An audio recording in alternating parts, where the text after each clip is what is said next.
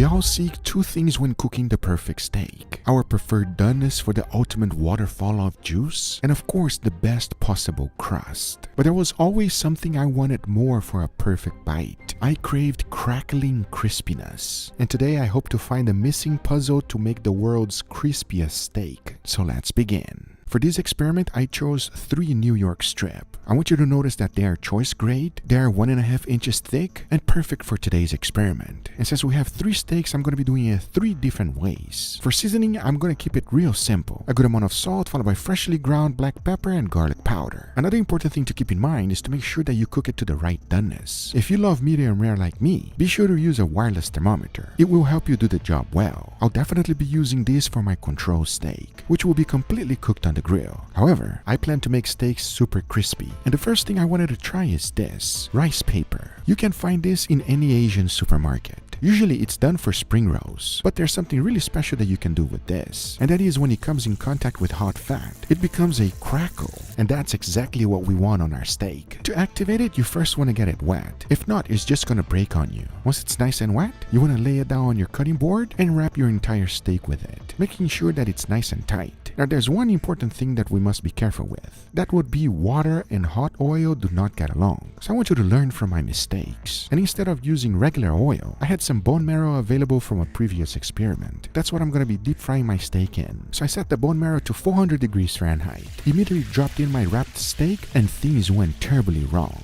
Not only because everything started overflowing on me, check out what happened. It was a complete nightmare. That's not what I was expecting. I really had high hope for this one, but I was not gonna give up. I had to go back to the drawing board. And as I was thinking about how to make this work, I had to get my confidence back. So I decided to go ahead and make a quick side dish for today's cook. And this one got my confidence all the way to the top. The first thing I did was to make some mashed potatoes. Once the potatoes were fully cooked, I mashed them up real good and they were ready. But then I thought, I don't want to serve mashed potatoes by themselves. So the next best thing is going to be this, lomo saltado, which is a wonderful Peruvian dish. You can use any type of beef you like, but usually it's done with filet mignon. So I went ahead and got some. Then I chopped them up in small little cubes, about 1.5 inches thick each. Once they were ready, I threw them into a bowl, followed by salt, black pepper, sliced garlic, some cumin, MSG, and soy sauce. Mixed that up real good to make sure I got them all seasoned up perfectly. Then outside I went to fry them up. I highly recommend using a wok for it, because whenever you make lomo saltado, you also want to throw in some tomatoes and onions. And you can't forget to add that wok hay, because in the end, you are left with this, a nice wonderful saucy filet mignon that is just to die for. To plate it up, I first used the mold for the mashed potatoes, then I added that wonderful beef, followed by a little bit of onions and tomatoes, added another layer of mashed potato, took the mold out, and it was missing something on top. So I went ahead and boiled up some quail eggs. That goes right on top, because to finish it up, you want to add the remaining sauce from the lomo saltado, followed by a tiny bit of parsley, and of course some chives for decoration. Now this side dish got my confidence through the roof, and that inspired me to go back to the crackling steak. So even though this was a complete disaster, I thought, what happens if I use the same exact steak? Since I got a little bit of crust already, what if I try again? Because remember, the steak is still completely raw in the middle. So I decided to do the same exact thing, but instead of just wrapping it once like this, I wrapped it again, and I thought that was not enough. So I decided to go ahead and wrap it one more time. Yes! 3 total wraps. So I went ahead and set my bone marrow to really high and threw my steak in there. And learning from my previous mistake, I did not let the bone marrow overflow. And you can clearly see what is actually happening. We're getting that crackle that I was looking for. And the steak, since it got a little bit of sear already, it's also being protected. At this stage, I was super excited. And once I was happy with the crackling, this is what I was left with. Take a look at it. A nice crackly steak. I cannot wait to see how this is going to taste. But there was one other thing that got me really worried. Was the steak going to be overcooked? Because remember, I pretty much deep fried this steak twice. But as soon as I took my first slice, oh wow! This thing is a waterfall of juice. This is one of the reasons I love to experiment. You never really know what's gonna happen unless you try it. I have a feeling that this is gonna be one of the most delicious steaks I've ever tried in my life. But I wasn't done yet, because I want to try another method, and this one might be even more insane, because I wanted to use Vietnamese noodles, to be specific, rice noodles. So for this one, I went ahead and grabbed the bowl with water, but then I added some sesame oil, followed by some soy sauce. Mixed that up real good, and it was now ready to rehydrate the noodles. This does not take that long. We're talking about anywhere between 3 to 5 minutes. So now that they are wet and ready to be stretched, I went ahead and wrapped my entire meat with it. I know exactly what you're thinking. This just looks insane. I have no idea if this is gonna work or not, because our previous steak was just perfect. I also have high hopes for this one, and I cannot wait to find out which one is going to be best. As now I say, it is enough talking, and it is time to go ahead and finish these steaks, so let's do it.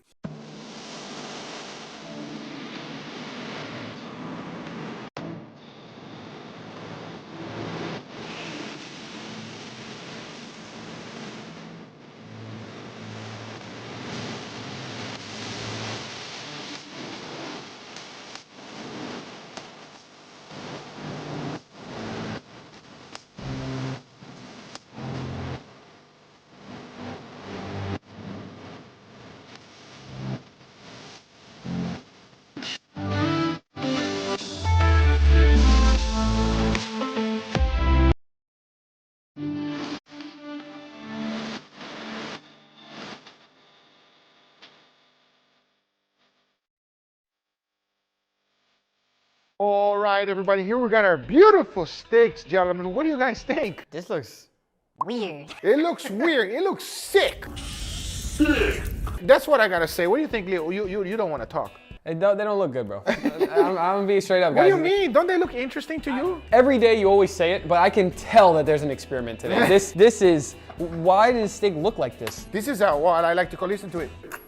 It looks like burnt plastic. Wow, very that true. is really what it looks like. It sounds like plastic too, like the... It's crackling. Listen to it. Damn. That's actually a really good... Ah! Is that the point of this experiment? The crust? 100%. It is all about the crust. So, enough talking. Let's give it a go. We start right here. Go, dig in. Cheers, everybody. Cheers. I'm gonna really savor this beefy charcoal deliciousness because I have no idea what's in store for us today. So, can you tell exactly what that was? Google steak. It's a control, man. That's a control steak, everybody. Cooked on charcoal, exactly the way we like it. Nice and juicy with a hint of smoke, everybody. That's what you need on your steak. Let's go to this one here, okay? Because it's falling apart quite a bit. So dig in. Now, I highly recommend whenever you're serving the steak not to cut it like I did, and I only did that because of the video itself, because you want to cut this on your plate so you have all of the crust. These things are flying everywhere as I'm cutting this steak. Question is it good or bad? That's what I'm waiting for. Enough talking, let's give it a try. Cheers, everybody. Cheers. Yo! It's so weird. So weird on a When steak. you're taking bite on a steak, and your steak is super crunchy, everybody. I don't hate it. I like that. You like that? I like that a lot. Yo! These like noodles are very brittle, so they break apart, and every bite you take, there's more crunch and more crunch. So it's actually really nice. Plus, these noodles are a little salty, which gives more flavor to the steak and makes it taste better. You are lacking the charcoal flavor on this, but the steak itself is so delicious, I don't even care. It's the only steak that I want to continue biting, everybody. You want to continue biting because the crunch is so nice. It's good. I like this. So that's fantastic. Now to cleanse up our pellets a little bit, I made a nice side dish here. I would love to give your opinion. Traditionally, this is called causa limeña, and it's straight from Peru. Enough talking, let's give it a go. Cheers, everybody. Cheers. Bro. Damn. There are so many mashed potato dishes I've done in the past, everybody. This one just hits different. The soft mashed potatoes, the beautifully cooked steak. You have a wonderful gravy on top too that adds so much depth of flavor. Lomo saltado, bro. That Dude, thing is insane, everybody. It's crazy with the tomatoes and the eggs too. I mean, it is just an amazing bite. As soon as you get everything in your mouth, it's like almost creamy potatoes. And then on top of that, the quail eggs on the top, everything just...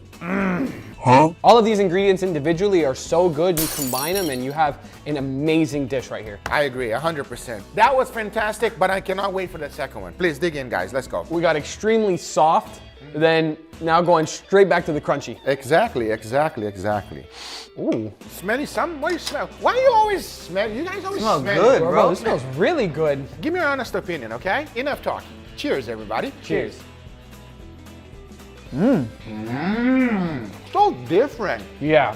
I do not hate that, but the crunchiness is very, very different. It's like this one is more crunchy, crumbly. This one is more crystallized. Did you like it? First of all? I love this one. This might actually be my favorite of the three because that ingredient kind of like is stuck to the skin. Whereas on the first one, you bite it and it falls apart. This one stays on the crust. It almost replaces the crust of the steak, giving you a nice, crunchy, crispy feel. It's nice. I really like the flavor and I like the crispiness of it. But I'm going with that first one, man. Really? I like that. That's just fun. How about you? Which one is your favorite? I'm going the burnt plastic steak. But damn, bro, don't say it like that. It's not burnt plastic, by the way. It's a rice wrapper. Remember that we did the crackling with the chicken? Yeah, that was crispy as hell. Yeah, it's exactly the same exact thing. Okay, it doesn't look great, but it tastes really good, guys. It looks weird, everybody. I'm not gonna lie, but it actually produces a nice crust on the steak and a wonderful flavor, and it doesn't come out apart. But after you finish cooking it, gotta let it rest for some time to let all of that fat drain out. By the way, it's bone marrow. Oh, that was a makes familiar sense now. smell. So I fried everything in bone marrow. So let it drain out because as it drains, it gets crispier and crispier. But the bottom of the steak will not be crispy. You will be soggy because all of the juices are rendering from the bottom. Down. So one mistake I did, instead of letting it rest this way, let your steak rest this way, everybody. And most importantly, do not use one wrapper. Make sure you put 3. If not, things are gonna go south. You guys already know. And don't forget, all of my products now exclusively available at your local Walmart. We got the one-of-a-kind burger press. You can't find this griddle anywhere because it can be used in any surface. And let's not forget about the marinating kit. And if you wanna keep your grill nice and clean, I got you covered. Thank you guys so much for watching this video. Don't forget to subscribe, and we'll see you guys on the next one. Take care, everybody. Bye-bye.